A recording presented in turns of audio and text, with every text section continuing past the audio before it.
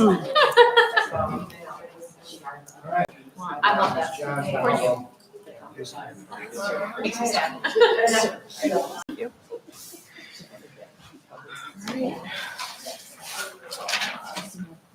All right. Is everybody ready?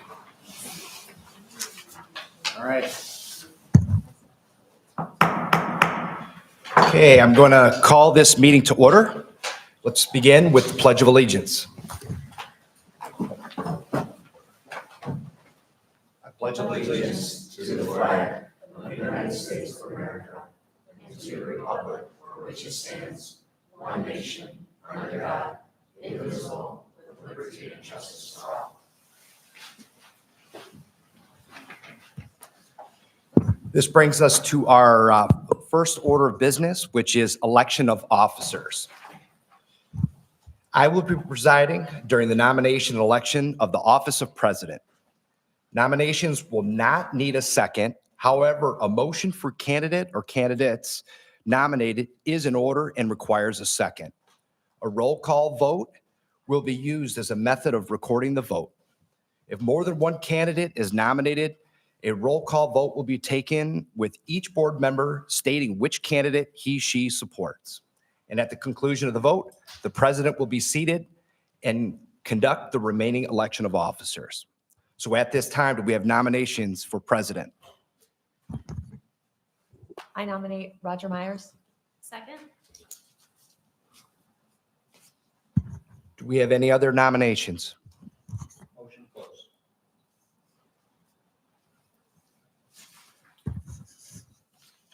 All right. Do we have? Yep. All right. So our motion is moved by Ms. Reed and supported by Mr. Conley to nominate Mr. Myers for the office of president. Roll call vote. Yes. The motion was by Ms. Marks. Oh, I'm sorry. Well, okay. The nomination was by The nomination was Miss Marks. I thought you seconded it. I was just going to use it, That we needed a second for the. not for the nominations. Yep. My So I apologies. was going to use it as, So Mr. Conley made the motion to close, and I will second. and you'll second it. Okay, we'll just swap it around. Yep. We only do this once a year, so. Yep, Mr. Myers. All right. So moved by, nominated by, so we have for a candidate for Mr. Myers for the office of president. All those in favor, say aye. Roll call vote. Roll call vote, please. Dr. Krebs? Yeah, do I just say yes? This will be a yes. This one will be a yes. Yep. Mrs. Marks? Yes. Mr. Myers? Yes. Mr. Conley? No. Miss Reed? Yes? Mr. Trombley? No. Mr. Storm? No. Okay. Three. Do we need to do the second one? Since there was only one nomination. No. Okay, at this time, I'm going to pass the gavel to board president, Roger Myers.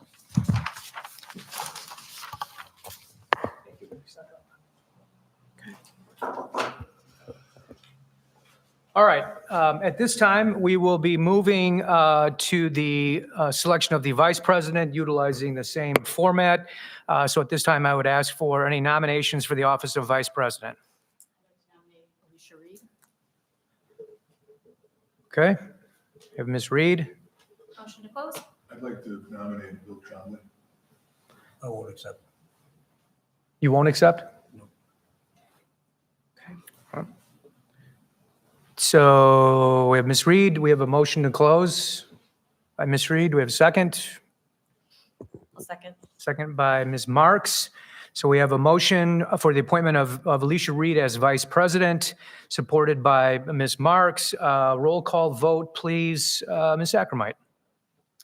Mrs. Marks? Yes. Mr. Myers? Yes. Mr. Conley? No. Miss Reed? Yes? Mr. Trombley? No. Dr. Krebs? Yes. Mr. Storm? Yes. All right. That passes 5-2. Ms. Reed is the new vice president. All right, that takes us to the secretary nominations. And again, that will follow the same format. Do we have any nominations for the position of secretary? I nominate Dr. Krebs. All right, Dr. Krebs. Any other nominations? I'd like to nominate John Conley. We have, okay.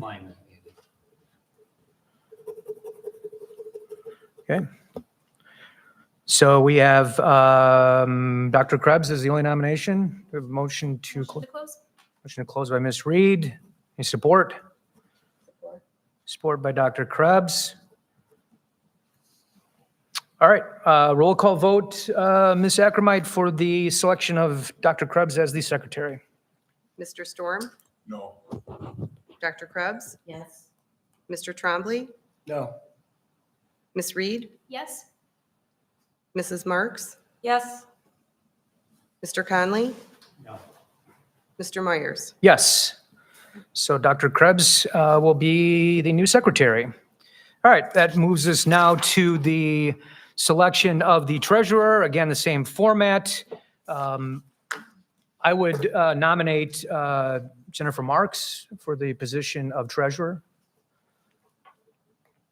Do we have any other nominations? Motion to close? All right, motion to close by Ms. Reed. Any support? Support. Support by Dr. Krebs. All right, roll call vote. Ms. Ackermight for the appointment of Jennifer Marks as the treasurer. Mr. Trombley, No. Mr. Storm, No. Ms. Reed, Yes. Mr. Conley, No. Ms. Marks, Yes. Dr. Krebs, Yes. Mr. Myers. Yes. All right, Ms. Marks is the new treasurer of the board. All right, so that concludes the election of officers portion of the agenda and moves us to the roll call vote, or the roll call for the meeting. Yes. Ms. Ackermight. Mr. Storm? Roll, it's just a roll call. Oh, I'm sorry. Present. How do we vote without doing a roll? Not a vote, I said vote, it's a roll call. I'm just confused. How did we just vote? Like, what's the purpose of doing a roll call after we vote on something?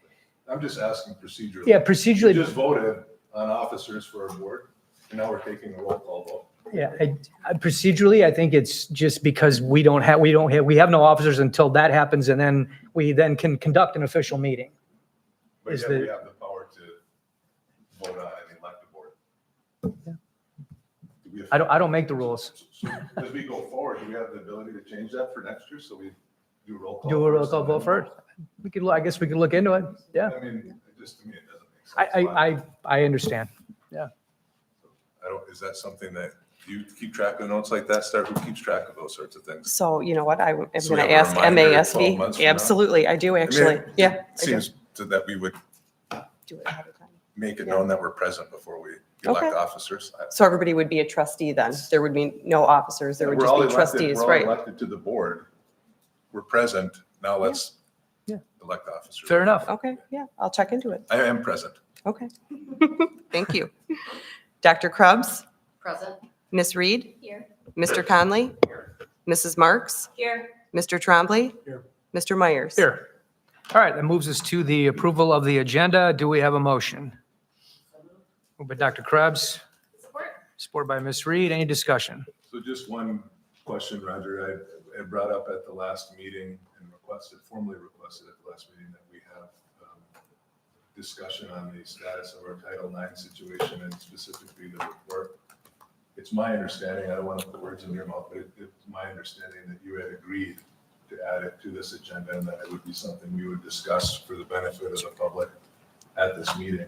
And I didn't see it on the agenda, and I'm just wondering if there was a miscommunication between us. Well, I didn't agree to put it on the agenda. I agreed to follow up, and I did follow up with the auditor prior to the Christmas break. And the information relative to the recommendations had not yet been received. I actually made another inquiry late last week, and I was in trial today, but I did get a message that she will be providing recommendations for changes based upon the analysis sometime this week.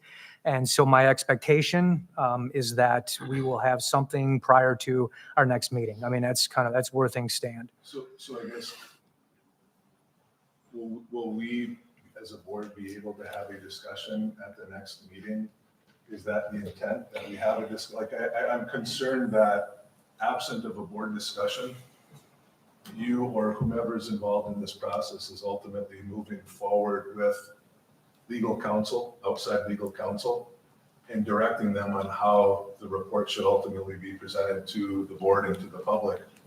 I've advocated at this board table multiple times that I feel it's in the public's best interest, in our interest, representing the public on behalf of our school, that the report, preserving the confidentiality of the minors that are involved, be released in a manner that preserves confidentiality, but highlights some of the areas where there's opportunity for improvement in this district. And I'm just concerned that, again, another month has gone by. I was under the impression that it was something we would discuss as a board tonight. Didn't see it on the agenda.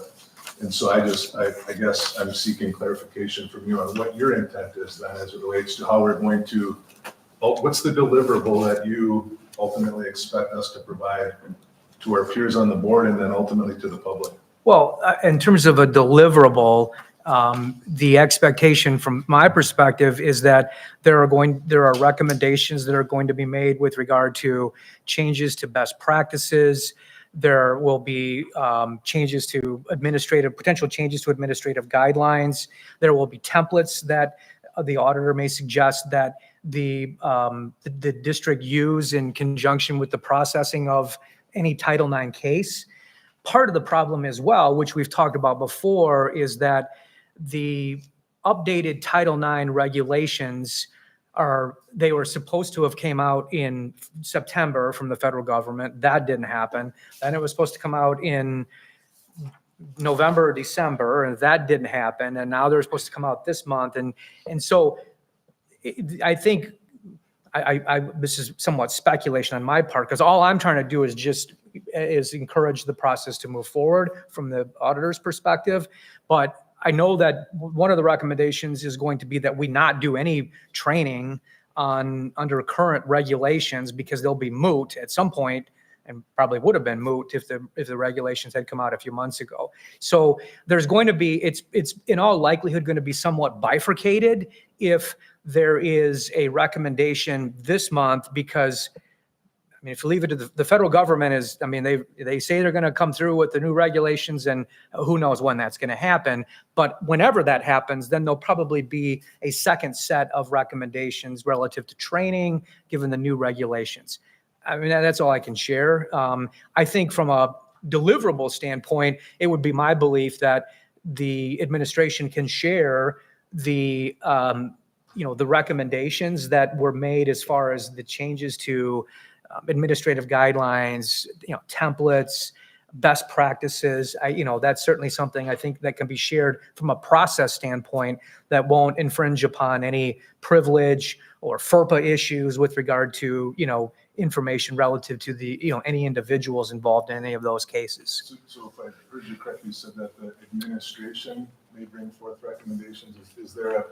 Would there be conflict of interest if there were issues captured in the report that were critical of how administration handled particular matters across all of the different Title IX cases? I guess the question I have is, how would the administration bring forth recommendations if, in fact, in that report, there are areas that are critical of how administration handled specific items? Wouldn't that create a conflict of interest? I was under the impression that we, the board, had ultimately engaged with third-party legal counsel, not administration, that it was being run through the board. Yes. Specifically our president. That's correct. Okay. And so I did not say, and if I did, I misspoke, that the administration was going to come forward with recommendations. Okay. Recommendations can come from the auditor. The auditor is saying we recommend that these things be implemented, whether it's best practices changes, whether it's templates, forms, administrative guidelines. They're going to do that. And then that will be presented. There isn't anything that, other than ultimately if there are policy changes that need to be made with regard to changes to the Title IX regulations, yeah, that's going to be something that we're going to have to do as a board. That's not going to happen in January because we still don't have the changes to the Title IX regulations from the federal government. Nobody does. So, But that so doesn't- that's what I'm saying in terms of the bifurcation of the process. The auditor makes recommendations. Administration is going to implement those. They can provide the report as to the implementation of the changes. They're not making the recommendation. They're taking the recommendations from the auditor. That's being implemented. We can talk about in terms of the deliverable that being reviewed at the board table. And then whenever the Title IX regulations are in fact adopted by the federal government, at that point, we as a board can then make any policy changes that need to be made to account for those modified regulations. So I guess just to be clear, the federal regulations that you're referencing are separate from the specific incidents that have been investigated in our district. I don't disagree with you that at some point the federal regulations will change and will require training just like they would for anyone else that's dependent on any form of federal regulation, including an airline pilot flying an airplane. If a door blows off of an airplane, there's changes that require a certain inspection that people need to get trained to, but that doesn't impede other airplanes from flying during that period. They're not waiting for federal regulations to come out before they allow other planes to fly. So in the context of what we're discussing, there's a report that an analysis that was done on Title IX cases in our district. That report was developed and the incidents were investigated by an independent third-party legal counsel who put a report together that we all have reviewed. And that report has been complete for many, many months. And so my concern is, and I've shared this at the board table before, that we as a board have the power granted in us as elected board members to release that report and release it in a manner that does not compromise the confidentiality of the junior members of the school community who are referenced in that report. And so to me, there are two very separate issues, Roger, and I don't want to intermingle the two. I disagree that they're two separate issues because unlike the airline scenario where you're dealing with, aeronautical safety, the policy, the regulations from Title IX are going to impact whatever best practices, templates that are going to be utilized by any educational body that's subject to Title IX regulations. And so, no, but the point is that if, but going forward, but to the extent that they're different than and would impact what should be done relative to what happened in the past, it makes no sense for there to be an adoption of changes in either administrative guidelines or templates if ultimately those become moot, right? I mean, that's my. What if an individual in the report involved in a particular situation compromised existing policy in our district? So there's existing policy right now that dictates how Title IX cases should be handled in our school district, separate from any changes in federal regulation. There's existing Title IX law that exists. And if existing cases that were investigated by third-party legal counsel, it was determined that our school district violated existing policy, that has nothing to do with changes of what the federal government decides to do down the road. Existing policy was violated. We as a school board have an obligation to the community and the involved parties to hold the individuals who violated the policy accountable. And that's why this continues to drag out.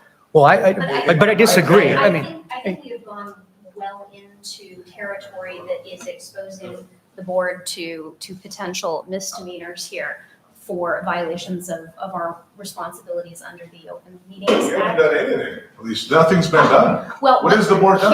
Here's what I would like to share, because I think, I'm concerned that not only are we getting into territory that we shouldn't be getting into, but we're getting into territory where it's far too easy to misrepresent things to the public. So what I understood to be coming from the work that was done with outside counsel is that we are going to have information that is now moving not from council to the board, but we are going to have information that goes to our administrators and their responsibility as directed by the board from my understanding of the past meetings that we've had. So you're saying it's not going to come to the board first? You're saying it's going to go straight to the administration? we are going to get information back from the Be administration the board. on exactly what they are doing to improve and enhance our Title IX compliance program. What about what happened? Before I, we talk about what's changing, what about what happened? When are we as a board going to discuss what actually happened and what we as a board are going to do about it? We haven't done anything. Well, that's what we We voted haven't on. acted on anything. What's we, this is the path that the board has chosen Not to me. take, though, oh, well. is that we are When have we going to discussed have it as the a board? administration Well, you bring made a us motion. recommendations. We all talked about that at the last meeting. And I thought this conversation was that we were frustrated, we didn't have the information today, not that we've changed our mind on the course of action that we'd like to take. It was my understanding in the last board meeting, it's on tape, so we can go back and look at the tape. It's my understanding there was a commitment that in this meeting, we would have a discussion as a board on the findings and results from that. What is ultimate- changing going forward? That is what we are doing, is what is changing going But forward. I want to talk about what we do going forward. My issue is we haven't even discussed what happened. We as a board haven't had a discussion in front of the public regarding what we as a board are going to do to address the deficiencies that absolutely were identified in the report that was presented to us by third-party legal counsel. With all due respect, Mr. Storm, what you're asking us to do is not something that you as an individual board member have the ability to do. You're asking us to waive privilege, and that requires a vote of all seven of Okay. us, and that's not on the agenda either. Okay, so I would like to make a formal motion that we add to our meeting next month on the agenda for future action, a review of waiving our privilege on the Title IX report that was conducted by third-party legal counsel. So it's a formal motion. All right, so you're making a motion to amend to add for future action item B, waiver of attorney-client privilege regarding Title IX audit Correct. report. Okay. So we have a motion by Mr. Storm, supported by Mr. Conley for that amendment. All right, so we'll have, the first will be on the motion to amend. That'll be the first vote. So all those in favor of the motion to amend signify by aye. Okay, Roger, can we do a roll call? Sure, roll call vote, Ms. Ackermight. So this is, we're voting on amending the Correct, agenda the right now? proposed amendment. The proposed amendment. Right. Okay. Mr. Storm, I vote in favor of amending, yes. okay. Dr. Krebs, No. Ms. Reed, Yes. Mr. Conley, Yes. Mrs. Marks, Yes. Mr. Trombley, Yes. Mr. Myers? Yes. All right, so the amended agenda with that for future action is added as item B.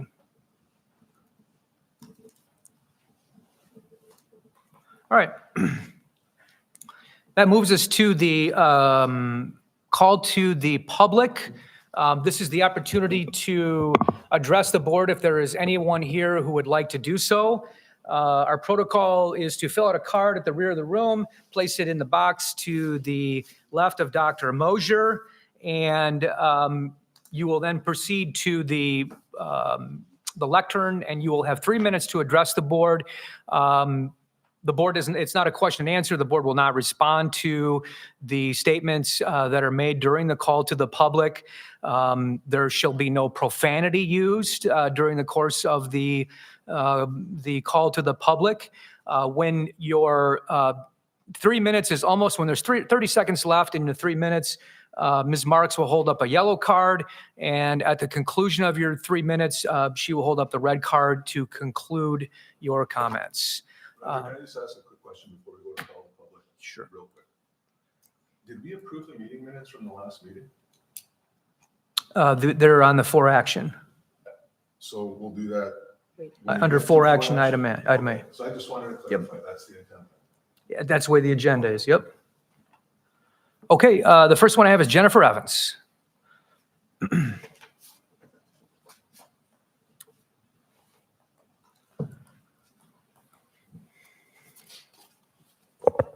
Hello, good evening, Happy New Year. My name is Jennifer Evans. I live at 4110 Brookstone Court in Howell.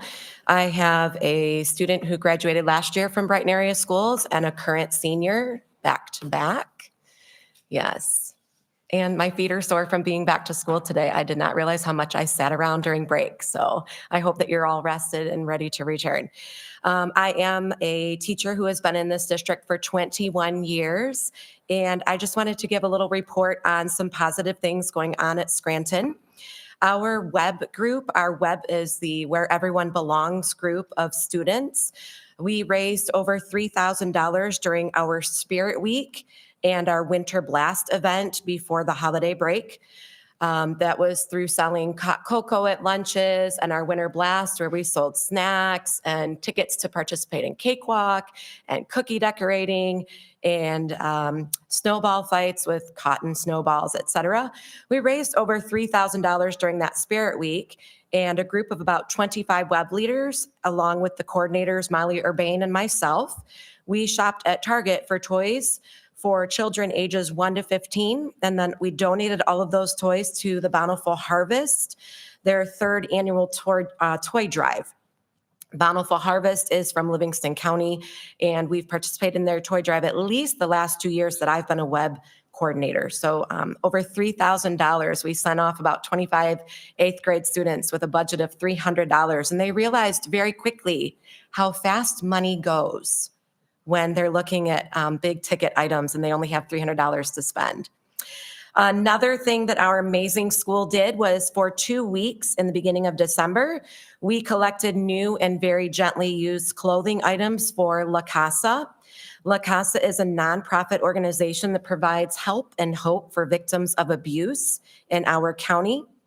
Once all of the clothes were collected and tallied, and 6 carloads of our vehicles taking all of these items, Scranton Middle School donated over 3,000 individual articles of clothing to the La Casa collection.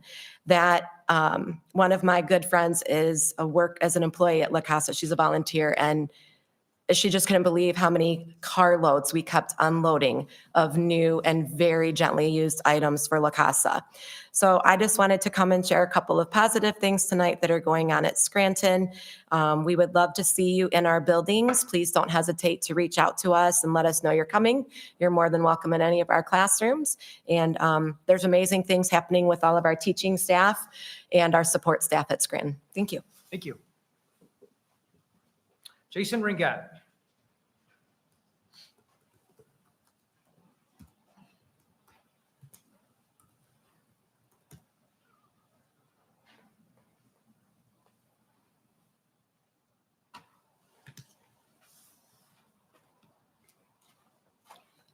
Heavenly Father, in Jesus' name, let your Holy Spirit fill this room, soften everyone's hearts. Bless our school board with wisdom and discernment, give them eyes to see and ears to hear. Brighten schools needs to return to God, parent academics to our schools. Let President Myers be bold leader, leading the board in meetings before the school board start. I'm proud to say I voted for President Myers. Why did the 4 board meetings vote to let the union have an office in the high school? It's a privilege to be a board member, not a right. You serve at the pleasure of the community, not your own personal gain.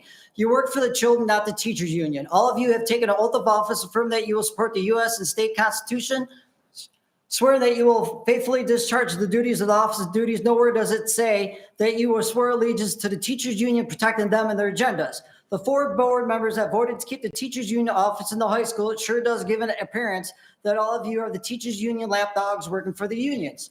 President Myers, my First Amendment constitutional right supersedes your authority telling me what I can or cannot say at the November school board meeting. While I was speaking, my heart was broken by your actions when you came unhinged yelling at me, also threatened me never to be able to speak at a school board meeting ever again. You and your wooden gavel have no such authority in stopping me from ever being able to speak at a school board meeting. When I was speaking, it was very rude of you pounding at wooden gavel in an aggressive, intimidating manner and interrupting me. I felt you were being on a power trip and acting like a big bully because you did not like what I was saying. If you're so passionate and upset about my last speech in November that I allegedly said a bad word, do you have the same passion, fire, and anger about the inappropriate books that have been in Bright schools? Did you take a lead in spearheading the school board, getting rid of all the sexual, explicit, pornographic books out of the Bright school libraries? What actions did you take or did not take getting rid of all these inappropriate books out of the Brighton schools, protect our kids' hearts, minds, and innocence? If any board member who is okay with having inappropriate books in the school libraries or having teachers union office in Brighton schools or voted to mass our school kids in year 21, 2022 just shows that you're unfit being a school board member and you need to resign. President Myers, How many times have you spearheaded a kangaroo court going after other school board members who fight for kids in their education, unlike the other 4 board members who just fight for the teachers union? Just curious if any of you are affiliated with the left-wing Democrat Party. Ms. Reed, since being a school board member, how many school board meetings have you missed? How many times has President Myers voted to agree with Ms. Reed and Ms. Krebs compared to voting with other board members who keep fighting for our kids? What have you 3 board members accomplished for Brighton school kids besides voting for masking up the school kids and having healthy quarantines in the year 2022?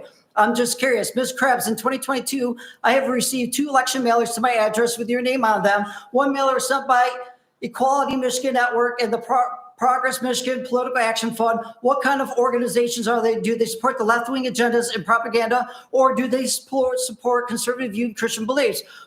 Was that hate speech attacking people who support President Trump written on one of those mailers? Do you support these 2 organizations? God bless y'all. Have a great night. Thank you. All right. That closes the call to the public portion of our agenda and moves us into the superintendent report. Dr. Alwell. All right. Happy New Year's, everyone. I'm going to bring forward Sage Bissett. Sage, she has done a wonderful job for us this first semester, and as I understand, she's going to be passing the reins to another student. She's been a wonderful addition. She's done a great job with this, but take it away, Sage. Thank you. Happy New Year, everybody. I'm back. Yeah, like Mr. Outlaw said, this is my last time. I'm actually really sad because I've been enjoying this. So thank you very much. But anyways, high school, Brighton High School. The exec board has been working for the upcoming exams that are happening on January 25th and 26th. They're going to be handing out free donuts for the students just to kind of give them a little pep in their step before they take their exams. And then kind of our other boards, the freshmen back in December, they went and visited Horning Elementary and did some Christmas stuff with them. And it seemed like it really went really well. So they did that. And then upcoming, they have a Valentine bake sale in February.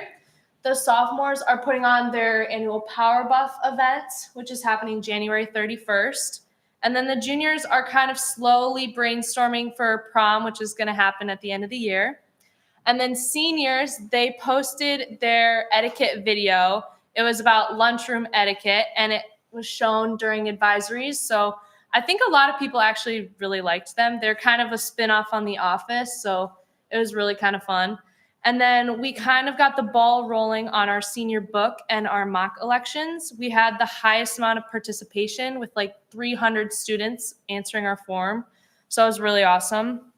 And we're planning on figuring out the senior letters, the class gift to the school, and creating our second etiquette video. NHS is kind of focusing on Senior Survivor, which is coming up faster than I think we're all expecting. And they're figuring out what organization and charity they want to fundraise for this year, as well as figuring out which groups of students to be the teams for the Senior Survivor.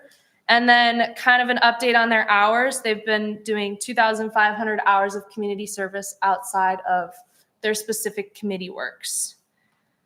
And then Brightening Up Brighton is kind of helping some of the downtown businesses get back up and running from the past COVID. They did one with Brighton Coffee House, and it was a really big success. So they've been working with Captains on Main for another raffle. So that'll be really cool. And then leadership, the last I talked, we hadn't delivered our gifts, but we did deliver our gifts to Ford Early Learning Center, and the kids loved them. It was really just a great day to see all of the joy, and they got to meet Santa and Mrs. Claus. So it was really fun to be a part of that. And a big thank you to Yoga Strong, Ashley Watterson, Sean Carney for all the graphics that he did, Mrs. Armstrong, the leadership teacher who really helped us, and then everybody, the community and everybody who donated, and even everybody in our school who just made it possible, honestly. And then kind of up next for the leadership class is we're doing a lot of team building, just kind of getting all together. And then we have our Winterfest assembly planning and brainstorming some other school fun activities to get everybody involved. And that is it. Thank you again. and kind of everybody's hoping for a snow day tomorrow. So maybe it'll snow really well and 5 a.m. we'll get a great call. But thank you guys again. And then I'm sure you guys will love Tyler, Emily, who's coming up next semester. Thank you. Well, thank you, Sage. I want to commend you. Your presentations have always been outstanding. We appreciate all the work that went into the preparation, and it's been very informative, and we wish you the best of luck for the rest of your senior year. Thank you.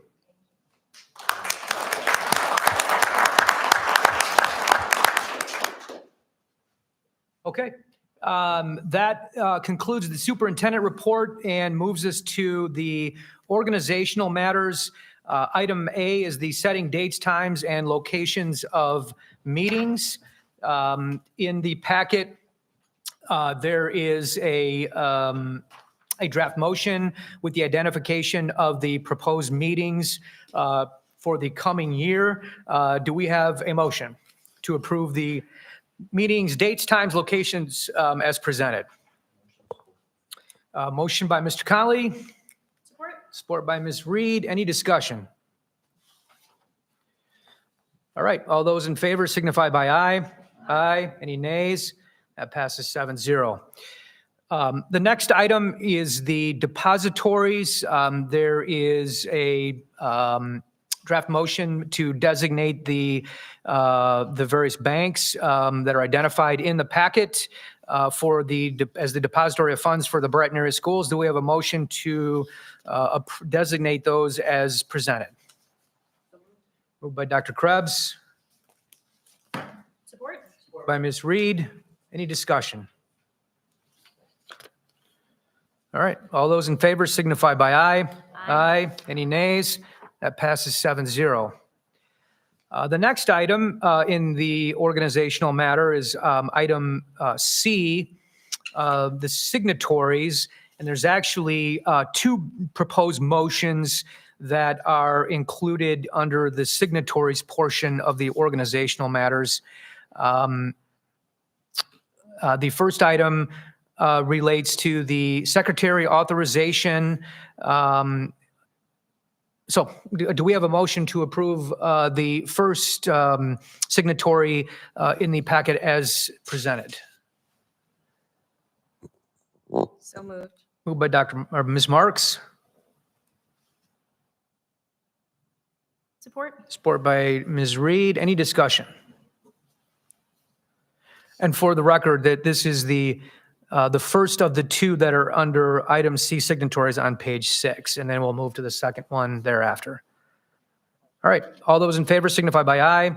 Aye. Any nays?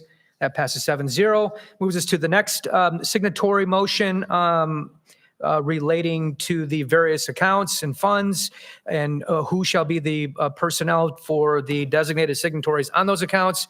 Do we have a motion to approve that as presented? Moved by Dr. Krebs. Support. Ms. Reed, any discussion? All those in favor signify by aye. Aye. Any nays? Passes 7-0. Moves us to item D, authorization to transfer funds.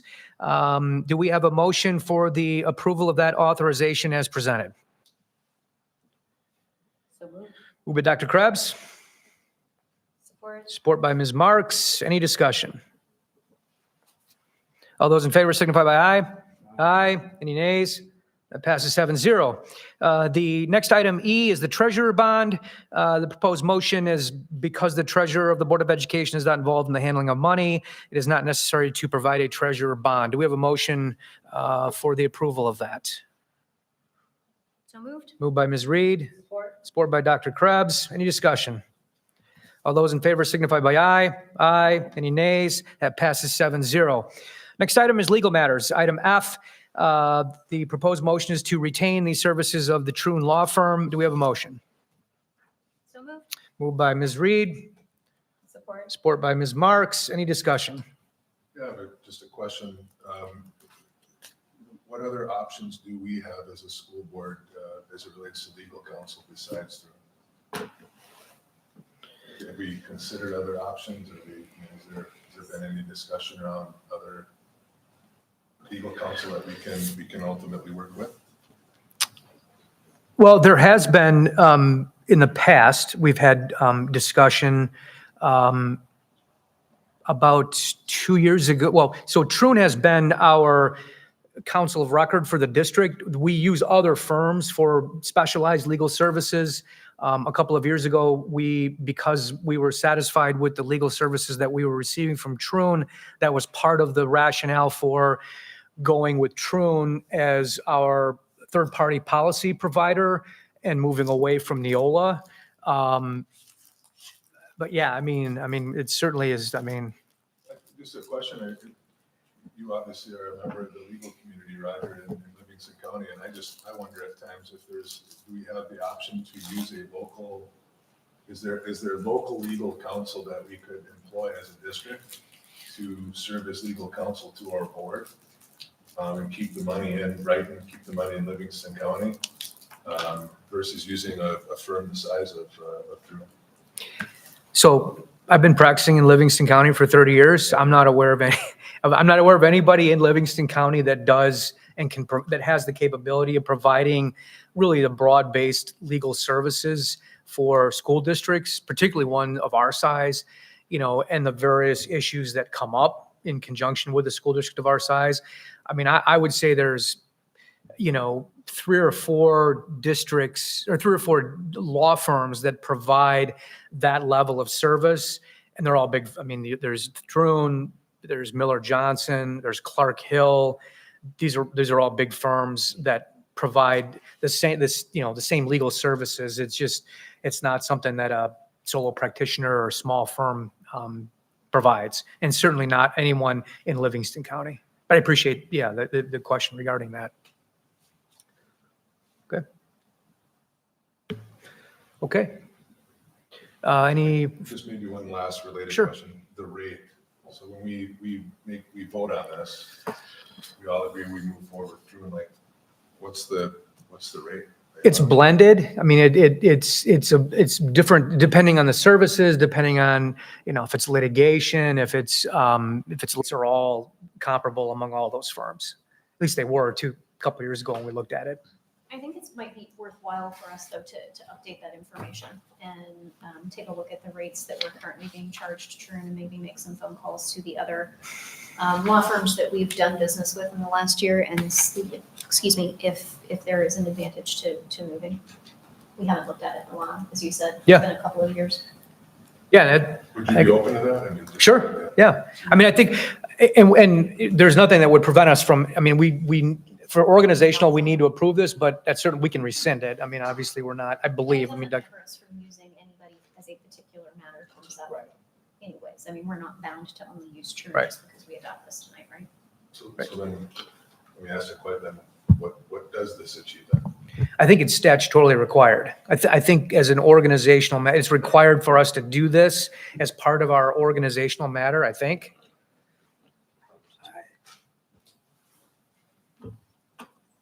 Just one thing I want to say about Troon. Obviously, we work with a number of attorneys, but Ray Davis is our labor attorney. He's one of the best probably in the nation. We've got a star there, so I would definitely not want to lose access to that individual. And then Chris Imerino is our bond. He's one of the most respected lawyers in that entire area, and they're both with Troon. And just throwing that out there, I want to just say that we have great working relationships with them. I've worked with them in other districts as well. They are fantastic. So sharing that. Sure. Who ultimately in our district would be able to solicit the information that we've just discussed? Is that something that the administration would solicit and present to us at the next meeting? Is that something that we as a board run down? How does that work? No, I would suggest that we have the administration, if that's the desire of the board, to just, see what other options are there and the rates. And I think that's something that the administration should do. And that can come back, as far as, this is what we've investigated and this is what information has been. So is that something we need to I need to make a formal motion, or is that something that we can No, just request? I think if we want to request, that information, we can. I don't think we need a formal motion. Super. So, Super. So, I'd like to make the formal request. okay. So we're looking at rates of different legal firms? Because it's gonna vary. So like, Yeah, so do you want us to do like a comparable person to Ray Davis at Miller Johnson and then comparable person to Chris Imarino? No, we just want, when you solicit engagement from a legal firm, you're soliciting legal services that they would provide to a school district comparable to Brighton area schools, as Roger mentioned. And they would ultimately provide a proposal to us that lays out, to his comment, for work that involves an associate, it's X. For work that involves a partner, it's X. I do think we would have to be a little bit more specific about the areas of law that we would want them to cover, Right. because there can be wide ranges of cost for partners that do tax work For versus do sure. litigation. So But I mean, any large district that's going inbound to an established firm, as the types of firms that Roger described, they have a template that they can send to a district for our review, I don't think that we have done a formal RFP like that before, though. which is why I'm, Is that what you're asking for? yes. I think, it's board's choice, but I would not recommend going for an RFP. We have great legal, we have people that are, that know our district, that have relationships with the district, that have worked with us for years prior to this administration, that have worked with us. I don't know that a formal RFP, I think we could get information on what the rates are. But I would not recommend an RFP unless you're serious about moving I away think from. the board is Troon. supportive of, from what I hear, Troon. I think what we're asking is, instead of just blindly charging forward and saying, yes, we're going to work with Troon and then we're off to the races, what does it cost the district? What does it cost the community, the taxpayers? And for the services that are being provided, do we feel that the rate we're paying is commensurate with the legal counsel that we're receiving? For myself, I would be interested in something that is less than an RFP, because Thank if you are running an RFP for legal services, you are also making the representation that the majority of your legal services are going to go to the winner of the RFP. Right. It's not just information gathering, it's more of a commitment on our part.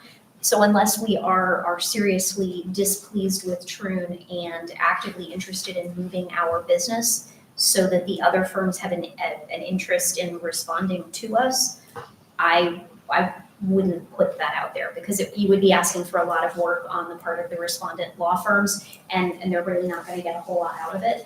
I have been very satisfied with the work that Troon has done for us, so I'm not looking for an RFP. What I'm looking for is an opportunity to gather some information about the current market rates for attorneys in the subject areas we use the most. So partner level and associate level attorneys in labor relations for government entities, for bond issues for government entities, for tax issues for government entities, so that we can make sure if there's an opportunity to ask Troon to cut us a better deal, we ask that question.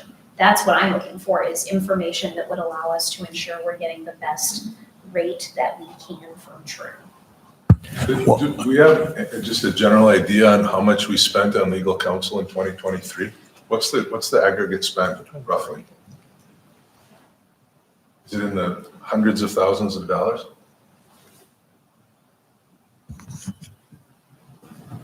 Mr. Jones can pull it up, but it's not in the hundreds of thousands of dollars. It was recently done. I think it was maybe in the range of 80 is the number that is the number that I saw in the Less than 100,000 is fall. what you're thinking. yes. But then that wasn't all Troon either.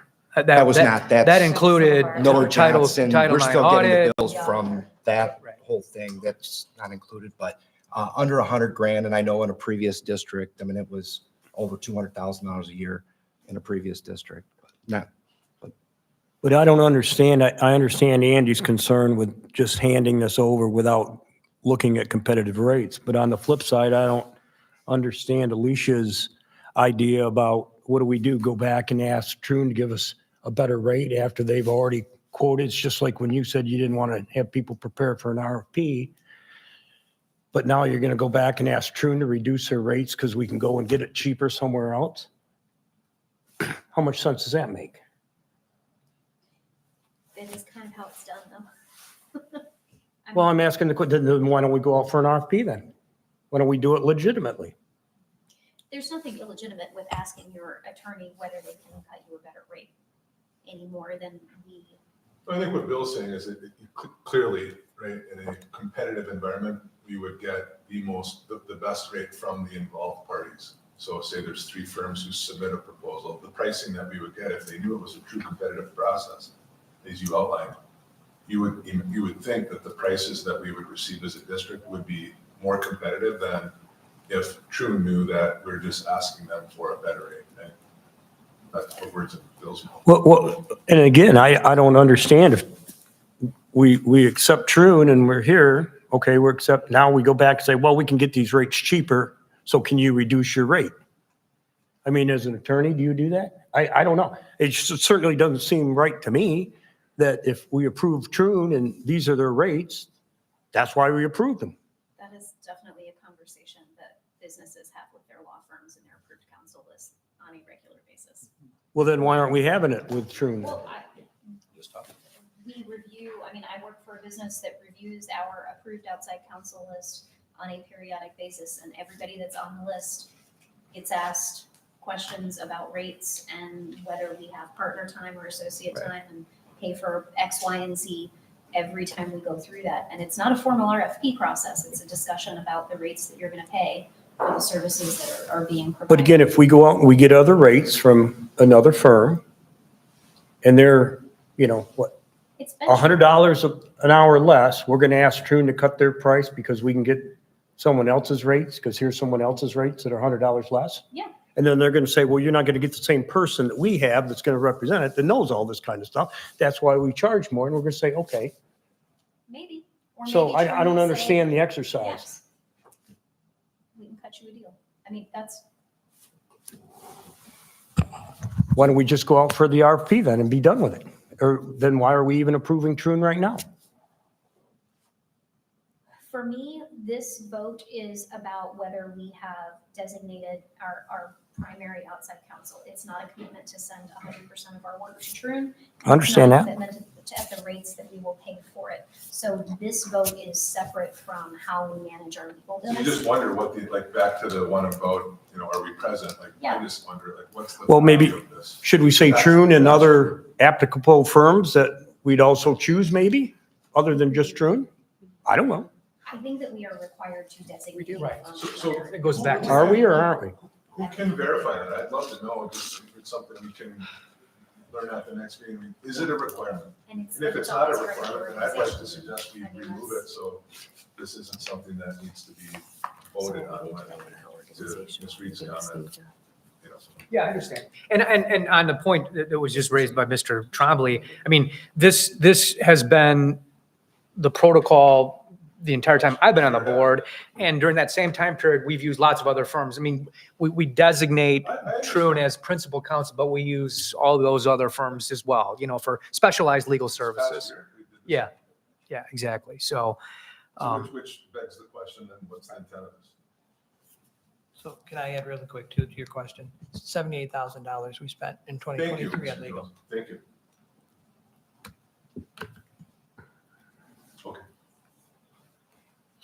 Okay. okay, so Just to summarize, how are we going to handle this? Well, so I think so we still have a motion on the table to approve or for the retention of the services of Troon Law Firm.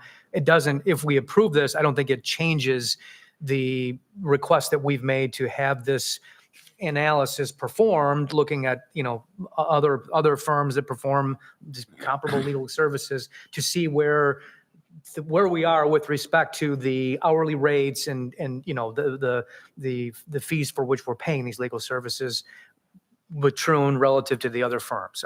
Shy of doing an RFP, and I think we could still do that. Yeah. Okay.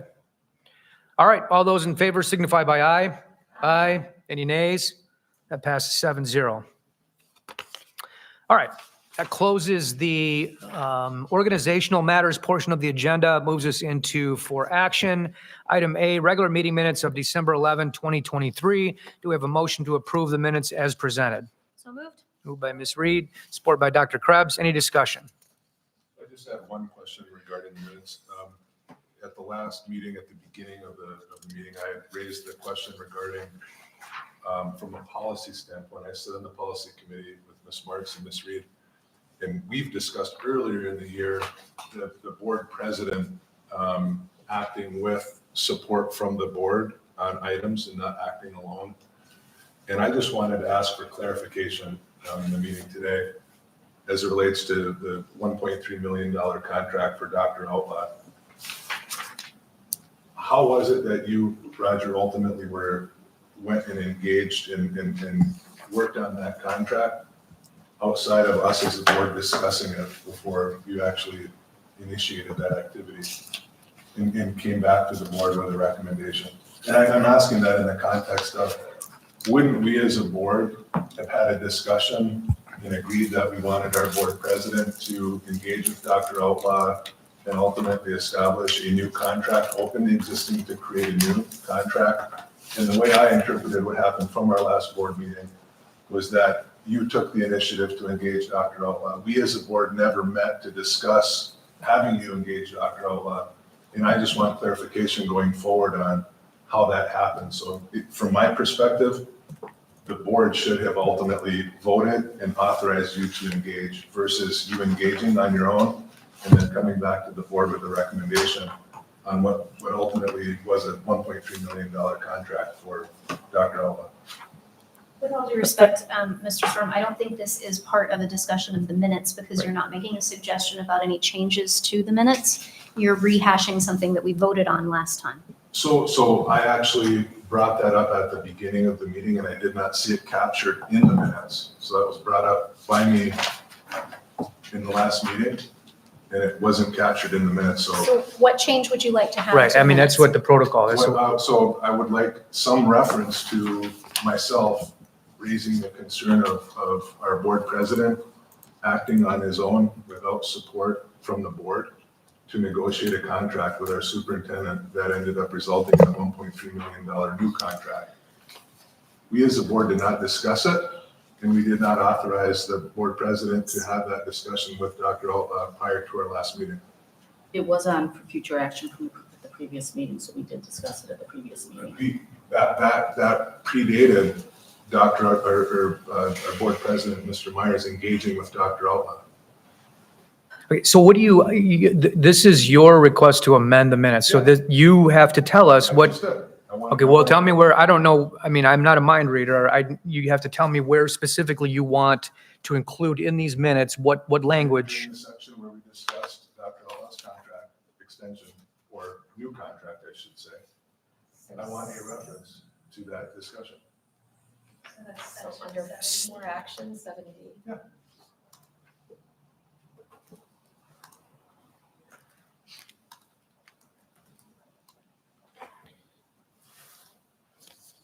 So you want, in section 7D, a reference that Mr. Storm expressed concern regarding the process of approval of new superintendent contract. And the president acting without the support of the board.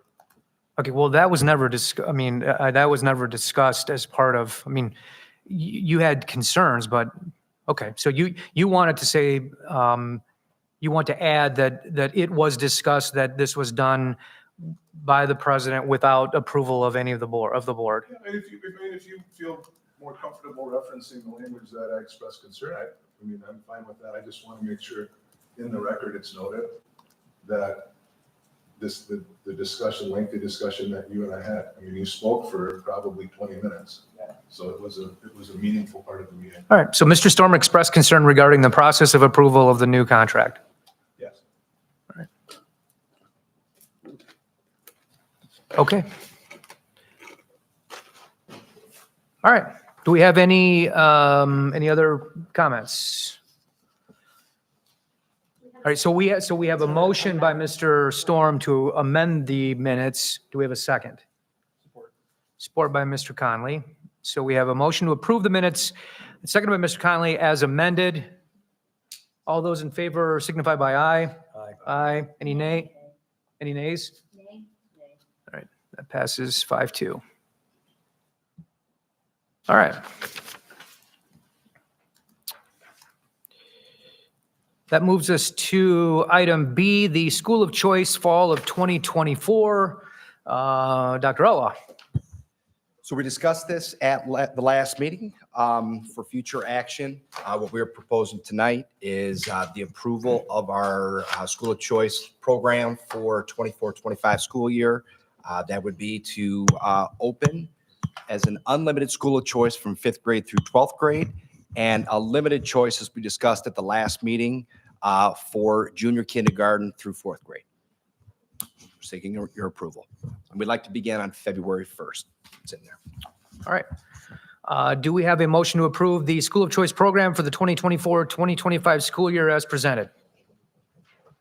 Motion by Mr. Connolly, support by Mr. Trombley. Any discussion? All those in favor signify by aye. Aye. Any nays? That passes 7-0. Moves us to item C, new course adoptions, middle school. Dr. Mosier? So in December, we brought forward a course for Scranton Middle School, Introduction to Engineering, for your approval and adoption.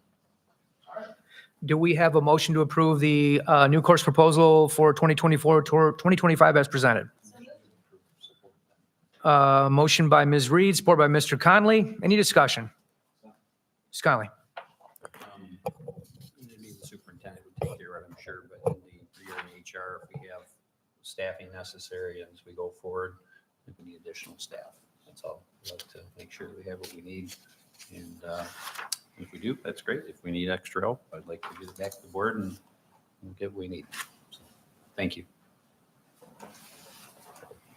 All right. Anything further? Okay, all those in favor signify by aye. Aye. Any nays? That passes 7-0. That concludes the for action portion of the agenda, moves us into for future action. Item A, budget amendment. Mr. Yes. Jones? Now that we have 6 months of activity behind us, I will be presenting an amended budget to the board for the fiscal year 24 at the next board meeting. All right. Any questions at this point? No. Okay. That moves us then to the item that was added, Mr. Storm's request to have for future action, the waiver of the attorney-client privilege relative to the Title IX audit reports. I don't think there's any further beyond what was discussed earlier. All right. That moves us then into board committee chair reports, community recognition. Since we haven't had any committee meetings, any community recognition. I would like to start off by, first of all, thanking all of the schools for all of the very nice gifts that they bestowed upon all of us. It's very kind and very much appreciated that all of the schools and the students, and they put in the hard work to make those great ornaments and all of the gifts. It's very much appreciated, and we appreciate all that everyone does. And anyway, I just wanted to say thank you and recognize everyone for that. Anything else? Can I just, a quick question? I Sure. don't know if this is the appropriate time, Roger, but I just have a couple quick questions about what was in the board packet, the check runs that are in the back. There's like 2 questions I had after going through that. Is this the time to ask? Sure. Be able to have the answer? Yeah, that's So fine. There's one that Yoga Strong Foundation Christmas fundraiser, $14,000. And I was just wondering what that is for. Is that a fundraiser? Is that, I'm assuming from the description, it says it's a check register. So is that a check the district is cutting for 14,000? You are correct. To the Yoga Strong Foundation? I thought she spoke about that as their fundraiser, as part of the fundraiser that they did for you. I'm just asking for clarification. So our district collected from the fundraiser $14,000 and then cut a check from the funds that were raised for $14,000 to the Yoga Strong Foundation. Is that the right way to interpret that? Yes. Okay. And then I just had one more. This one was the leadership donation for $70,000. It says Trinity Health Leadership Donation, if I'm reading this correctly. It's Pink Week. That's a pink. Yep. So that's the $70,000 from Pink Week that we as a district donate to Trinity Health. Well, that the Wow. students worked to. Yeah. All the fundraising that happens. I mean, okay, thank you. That was it. All right, that concludes all the items on our agenda this evening. The next meeting is Monday, January 29th at 7 PM. This meeting is adjourned.